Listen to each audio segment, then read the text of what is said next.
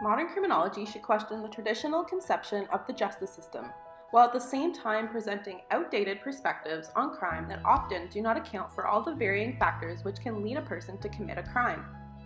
Through this sociological case study, three key concepts surrounding crime will be discussed: structural functionalism, social interactionism, and conflict theory. The structural functionalist theory views our society as being made up of different yet interconnected parts, which is vital for a society to function. This theory then views and accepts crime as being a necessary part of society. Through this, society is considered as a community and based upon Emily Durkheim's concept of mechanical and organic solidarity.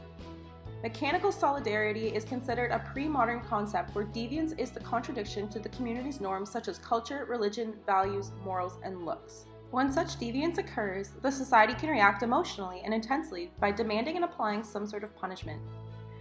The first ever death penalty is considered to be a mechanical approach to crime. An example would be early modern witch hunts, where people were sought out and punished through death by acting and thinking in a different manner than the rest of their community. Organic solidarity has a more holistic approach to social deviance, where one's wrongdoings can affect the functionality of a society's structure. The way that a community reacts is by trying to fix a situation and avoid repetition. Social interactionism is a theory that centers around the procedures of a socially constructed labels and how they influence our general public.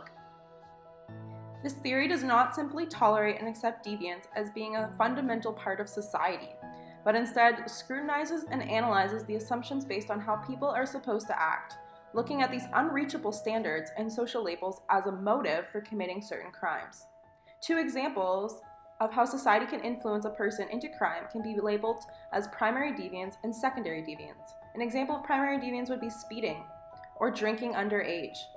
These acts are considered wrong and criminal in the eyes of the law, but in reality, society tends to influence people into committing these criminal acts, making the individual feel as though they are fitting into the social norms. Secondary deviance looks at how a person may begin to take on and fulfill the role of a deviant as an act of rebellion against the society that has labeled the individual as such. For example, if a person was stealing, even if it was something small, their peers in society would see them as a thief. If everyone around this person now started treating them as a thief, the societal reaction can push the person to rebel and accept their new label, leading them into a more severe life of crime and deviance. Conflict theory views crime and deviance as an outcome of social conflicts and social inequality. This theory views the structure of the law and suggests that the standards reflects the interests of the powerful and the wealthy.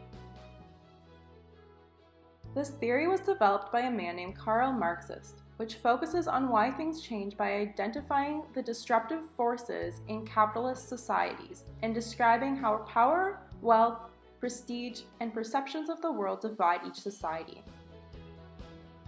Examples of conflict theory can be viewed through the corruption of state and how law was created to protect the needs of the powerful and keep the social gap between the working class. Another possible angle conflict theory looks at is victimization. Victimization is the concept that in some instances people are pushed to commit criminal acts because the victim was inciting the criminal activity, or in some cases the victim can be considered to be more guilty than the offender. Overall, these three theories view and analyze crime through various views, looking at crime as an integral function to society, as an outcome of societal norms, and as a situation that can be interpreted based on the guilt of the offender and the victim.